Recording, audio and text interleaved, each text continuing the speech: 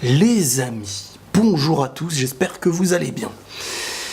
Barça, Osasuna, ou plutôt Osasuna, Barça, 2-2. Match nul du Barça. Il y a eu 3 matchs du Barça, 3 matchs sans Messi. Une défaite, une victoire et un match nul. C'est ce que le Barça a fait en 3 matchs de championnat, de Liga. Avec une équipe dans laquelle il manque Lionel Messi, et sur les 2 derniers matchs, Dembélé et Suarez. Avec Griezmann, qui dans le premier match était, on va dire, excentré par un poste réellement dans lequel il peut être au meilleur de son niveau. Le deuxième match, on a eu un grand Griezmann, très grand Griezmann, et dans celui-ci, un Griezmann qui était totalement invisible à mes yeux, à l'image de beaucoup au Barça. Il y a 2 choses très très simples. Alors la première, pour un supporter du Barça, ce qu'il faut se dire, c'est que, et ce qu'il faut comprendre, c'est que, certes, c'est pas rassurant, c'est vrai, c'est pas rassurant, mais tu joues quand même sans, on va dire, ce qui est tes meilleurs atouts. Et quand on sait que le Barça ne gagne pas ses matchs sur une défense, mais bien plus sur une attaque, il suffit de voir la saison dernière à combien de moments ça s'est joué sur un coup franc, sur une balle en retrait, un but de génie, et sur... Donc tu sais que la différence du Barça depuis plusieurs années, elle se fait en attaque. Mais quand ton attaque, elle est complètement pas là. T'as pas Messi, t'as pas Suarez, t'as pas Dembélé. Il faut faire avec ce qui n'était pas censé être fait. Donc oui, t'as Griezmann au milieu de plein de choses qui n'est pas à la base du jeu titulaire. Ça met des difficultés. Est-ce que ça voudrait dire que le Barça ne doit pas gagner et doit faire des matchs nuls? Non. Mais est-ce que ça veut dire que le Barça va être en difficulté cette année? Non aussi. Parce que je suis désolé, tu remets Messi, tu remets Dembélé et Suarez, et ça change tout. Hein. Le lien de la défense au milieu et du milieu à l'attaque, il va clairement être fait. Et après, quand t'as un Messi et tout, ça change complètement une équipe. Et c'est pas pour rien qu'on parle de Messi et qu'on voit son nombre de buts, de passes D. Et voilà, ça y est, on se concentrera pas sur Griezmann. Les défenseurs, quand ils vont jouer contre le Barça avec Messi, ils vont se concentrer sur Messi en premier lieu. Et son toucher fera la différence pour des Griezmann, des Alba, des Suarez et des Dembélé et compagnie. Donc à un moment donné, ça va être dur de jauger ce Barça. Même si moi, en tant que supporter du Real, je suis content parce qu'ils perdent des points, mais le Real, est-ce qu'ils vont en profiter derrière? Même si le Real, on va pas les jauger à 100%, mais bon, il y a que Hazard qui n'est pas là. Et c'est pour ça que j'ai l'air d'être un peu plus dur avec le Real qu'avec le Barça. C'est pas parce que je préfère le Barça, les gens n'arrivent même pas à distinguer les propos des sentiments en fait. C'est simplement parce que, je vous ai dit, le Real il manque que Hazard. Mais au Barça il manque Messi, il manque Dembélé, il manque Suarez. Et ça te change des matchs, ça te change des saisons. C'est pas des joueurs à je sais pas combien de millions pour rien, pour leurs beaux cheveux. C'est ça qu'il faut savoir. Maintenant, normalement, un Barça comme ça se doit de vaincre et de battre Osasuna, surtout quand on voit les résultats des dernières années. Donc est-ce que ça fait partie des signes? Oui, je pense que ce Barça n'est pas la meilleure équipe du monde et d'Europe, même si, attention, elle peut le devenir très très vite. Il suffit qu'un Neymar y vienne, Messi revient, et là ça change tout. Mais je pense que si le Barça ne recrute plus rien, là, ils ne sont pas les seuls favoris. Ils ne seront pas au-dessus de tout le monde. Cette année, comme je vous ai dit, un Liverpool qui est rodé en ayant gagné la Ligue des Champions, je pense qu'ils sont tout aussi hauts, si ce n'est peut-être plus. Peut-être même plus complet, mais ça, faudrait voir à la fin de... Faudrait voir à partir du mois de février, en fait. Donc voilà, ce Barça-là n'est pas intouchable. Et en 3 matchs, on a pu le voir. Il suffit de certaines failles, de certaines absences qui pourraient revenir dans l'année pour que ce Barça-là soit totalement à l'image de ce qu'on voit maintenant. Maintenant, tu remets un Barça, comme je vous dis, maintenant tu remets un Barça titulaire, je les vois pas perdre énormément de points parce que c'est très très régulier, un Barça titulaire. Un Barça, quand je dis titulaire, c'est avec tous les titulaires.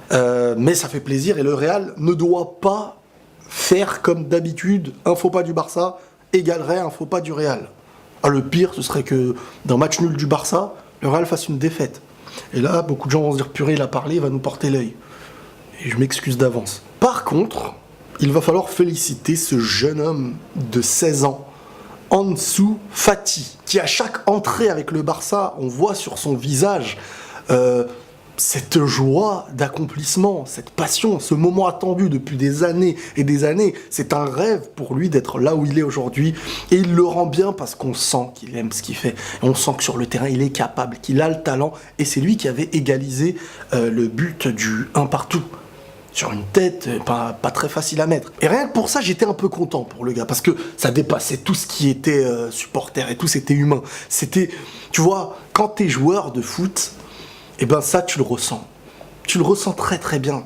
Et t'es content pour lui. Donc rien que pour ça, j'ai été content pour lui, parce que c'est un moment historique, et on assiste, nous aussi, à un moment peut-être d'un très grand joueur à l'avenir, qui vient de mettre son premier but, avec le Barça, à 16 ans. À 16 ans, les gars. Donc bravo à lui pour ça. Et le Barça qui perd beaucoup de points quand même, hein. Une défaite et un match nul en début de saison, avec une belle victoire entre les deux. Mais quand même, ça montre des failles. Ça montre des failles. Et vivement pour eux que Messi revienne. Là, Messi est attendu au Barça, un petit peu comme Goku quand fallait affronter Nappa et Vegeta. Hein. De la même façon. J'espère qu'il atterrira dans la pelouse en sautant de... Voilà. Parce que là, je crois qu'il est sur la route du serpent, Messi, encore en ce moment. Il s'entraîne avec Caillot. Bon, on va arrêter les références, parce qu'il y en a, ils doivent rien comprendre à ce que je raconte. Quoi qu'il en soit, je suis très attentif au match du Real qui va arriver. Je les veux sérieux. Si je les vois faire une erreur derrière tout ça, mais je vais commencer à me dire, mais vraiment, c'est vraiment leur grand frère, le Barça. En Liga, ils leur disent, bon, on a perdu, vous faites pire. Ah, mais comment on va faire pire qu'une défaite? Tu fais 2 défaites. Très attentif, hein. Je suis attentif envers Zizou et envers le Real comme jamais. Chaque action, j'ai les yeux grands ouverts. Parce que le Barça, encore une fois, si j'ai l'air d'être plus dur avec le Real qu'avec le Barça, vous savez pourquoi? Parce que en 10 ans de Liga, j'ai pas été habitué à autre chose. Quand je voyais le Barça faire des faux pas, je voyais le Real faire pire. Et je voyais le Barça, au meilleur des moments, toujours être régulier. Donc, je regarde, mais l'espoir n'est pas toujours, sauf quand on va me montrer quelque chose de concret. Essayez de me comprendre. Si tous les jours, vous avez été habitué pendant 10 ans à ce que dès que vous rentrez chez vous, on vous met une claque. Bah, on va pas te dire, ouais, mais rentre chez toi à l'aise. Bah non, je rentre chez moi, mais j'ai un peu peur. Et bah c'est pareil là, c'est pareil.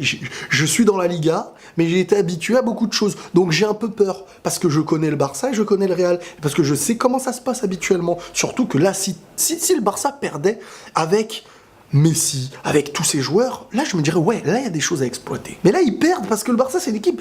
Tu sais, quand t'as Messi et Ronaldo, même si l'équipe, quand ils sont pas là, reste supérieure, elle n'est pas habituée à jouer sans son leader. C'est-à-dire que c'est comme si à la guerre, t'es habitué à avoir un capitaine qui te dit « Faut aller là-bas, c'est par là la stratégie, c'est par là ». Et je pense pas que le coach du Barça soit l'un des meilleurs leaders pour eux et qu'ils aient entièrement tous confiance en lui. Donc tu vois, ils se battent pourquoi, pour qui, c'est très difficile c'est-à-dire il y aura des jeux, il y aura du jeu, il y aura des passes et tout. Mais ce petit truc n'a pas lieu quand il manque les leaders. Et là, il manque de gros leaders offensifs. Maintenant, il y a l'option parfois qui peut arriver quand une équipe comme le Barça va jouer une autre grosse équipe, même sans Messi. Là, faut savoir que l'équipe, elle n'est pas face à une équipe piège de Liga qui va défendre, donc toi tu montes et tu vas te faire avoir. T'es face à une équipe où tu dois jouer et gagner parfois, même sans Messi. Et ben le Barça pourrait battre une grande équipe comme l'année dernière quand ils ont battu le Real Madrid sans Messi. Ça veut dire que bon, le Real était affaibli, bien sûr, c'était une équipe de l'année dernière quoi, mais le Barça sans Messi de l'année dernière, il a été très impressionnant. Et peut-être qu'avec Messi, tu sais pas s'ils allaient gagner. Parce que soit tu reposes tout sur Messi, soit tu es une équipe complète, où le danger peut venir de partout. Mais c'est pas toujours le cas. Parfois, dans une régularité de Liga, tu comptes sur certains joueurs. Et quand cette différence se faisait par lui et que là, il n'est plus là, c'est plus difficile. Même si des coups de génie peuvent venir. Et j'ai envie de dire que la semaine dernière, c'était Griezmann qui a sorti ça. Mais le Barça, c'est en attaque. Là, tu fais revenir un trio offensif, ça changera toute la donne. C'est pour ça que je vous dis qu'il y a une différence de juger d'une manière quand il y a les joueurs et quand il n'y a pas les joueurs. Bref, je vous ai saoulé un petit peu. Prenez tous soin de vous les amis, et on se tient au jus pour la prochaine fois. La paix sur vous.